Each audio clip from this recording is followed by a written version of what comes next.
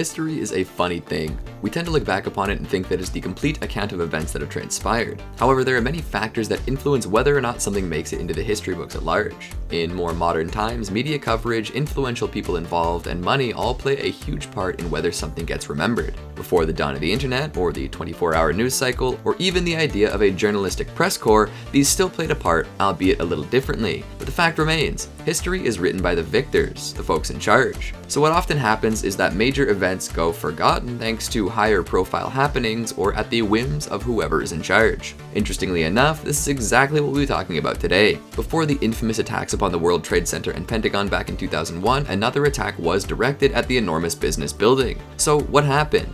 Did everyone forget the 1993 World Trade Center attack? Let's get into the details. We'll start by simply summarizing what happened back in 1993 and then move into some of the reasons why it isn't nearly as well known. On February 26, 1993, the World Trade Center was bombed. The explosion originated in a car packed with explosives and blew an enormous hole in the parking garage of the facility. Had it been parked a little closer to the poured concrete foundation of the tower, it may have succeeded in toppling it into the second tower, destroying both. However, this explosion wasn't quite enough to take out a large portion of the foundation, and it ended up only killing 6 people, but injuring more than 1,000 as a result of the smoke it gave off. A tragedy for sure, and one that tipped many people off to the threat of attacks upon the facility. However, as we know, this would not go down in history as the definitive attack upon the World Trade Center. The 1993 attack seems more like a precursor to the events of September 11, 2001. Planning the 1993 attack took place over a lengthy period of time, with Ramzi Youssef at the helm. In 1991, he began to develop a plan to carry out a bombing attack somewhere in the United States. Youssef's uncle, who would later be considered the primary architect in the September 11th attacks, counseled him over the phone, offering advice and money to help with the attack. Soon after, Youssef and a conspirator entered the US illegally with fake passports. His co-conspirator claimed Swedish ancestry and was denied at the border, but Youssef made it through by claiming he was looking for political asylum. He set up residence in New Jersey and met with others who sympathized with his cause. It was here that he began to build a massive bomb to be placed in the back of a van.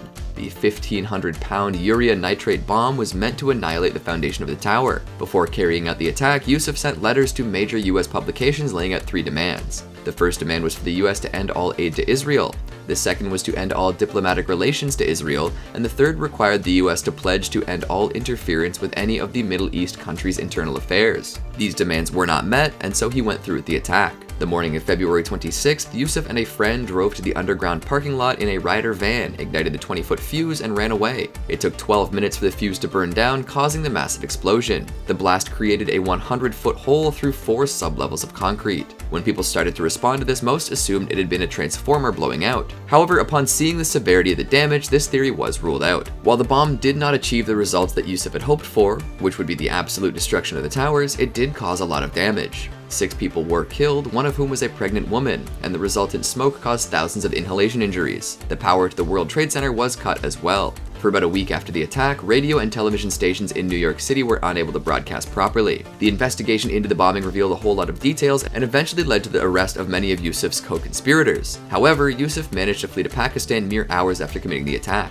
Years down the line, he would be arrested. Upon being captured and detained by the US Diplomatic Security Service, he claimed that this was just the beginning, a chilling portent of things to come for sure. As we now see, it was indeed just the beginning, with this attack essentially painting a target on the World Trade Center. Now, after all of this, extensive investigations into other connections began, in particular tracing different threads to Iraq. Some intelligence agents claimed that Youssef may have worked with or had been sponsored by the Iraqi government, but these claims were proven false. Of course, security was increased after the 1993 attack too, with many planned attacks being picked up upon by US intelligence in the years following the bombing. However, the September 11th attacks went under the radar, even with the added information and security. Now, that largely covers the facts concerning the 1993 attack upon the World Trade Center, but why has everyone seemed to forget that it happened? Well, the biggest and possibly most obvious reason is that the attack was overshadowed by another attack on the World Trade Center. While the 1993 attack did result in some casualties and a whole lot of repairs, it did not inspire the same kind of terror and awe as the 2001 attack. Youssef's plans of toppling the towers came to fruition years after his attempt,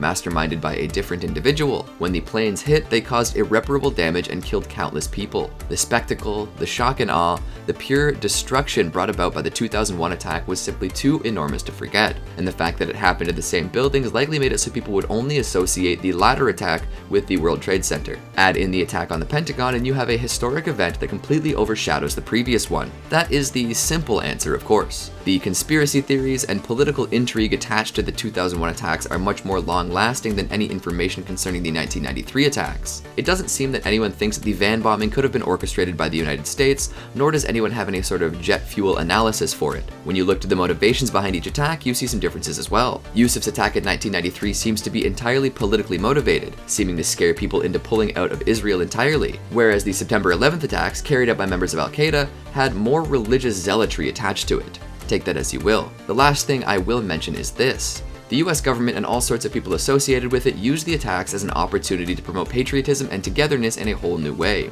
After a tragedy on this scale, that kind of action isn't surprising. However, the way that this patriotic sentiment was swayed and weaponized is something else entirely. The way life in America was lived totally changed after 9/11, with security ramping up to previously unforeseen levels, and suspicions of anyone deemed not American at an all-time high. This event was used to galvanize the country in bloodlust, and American imperialism took some huge steps forward in entrenching themselves in other countries. The news covered war zones with great fervor, and politicians who promised to put America first and get back at those who had hurt their country were met with great success. A truly unique era, to say the least. All of these things stemming from the September 11th attacks made the event itself unforgettable. Almost every action taken could be linked back to that moment, so the influence of it could not be ignored. Whereas the 1993 attack was regarded as a close call, a tragedy, and then moved on from. So what do you think? Did you know that there was an attack on the World Trade Center in 1993? Make sure you let me know down in the comments. Speaking of comments, let's take a look at some of your more allegorical ones from What If North Korea Had an Apocalypse? Lynn Durbin says the second is more likely. I can't imagine they would go out without taking as many as they could with them. Only my opinion, don't know. Fair enough. Ex-Soviet Dog says, the world might not be ready for a zombie apocalypse, but I lasted around 15 in BO2 town. I don't know, man, I think you should get to around 20 before you start making apocalypse plans. Philip Greenwald says, it already did 70 years ago. Why do you think they don't let you see inside the country? It's a post-apocalyptic world. But what kind of apocalypse? That's what I need to know. Daniel Claw says, I would not be surprised if there ended up being a zombie apocalypse that may take place in North Korea, and they chose not to inform any other country, and by the time they do it, it will be too late as most of the people in North Korea would have been turned into zombies. Yeah, I could see that happening. I could just see it like never getting out and they being a nation of zombies. Now that would be interesting. And David Atkinson says, what if there's a zombie outbreak at North Korea? What would happen then? And how would it affect our history, politics, and division, and the people in general, and so on? If it does happen in the real world, or Reese, a parallel reality version of it. I'm interested about this parallel reality possibility. What do you think the world is like in all those other worlds out there? And that's all the time we have for today. Thanks for watching, and I'll see you next time.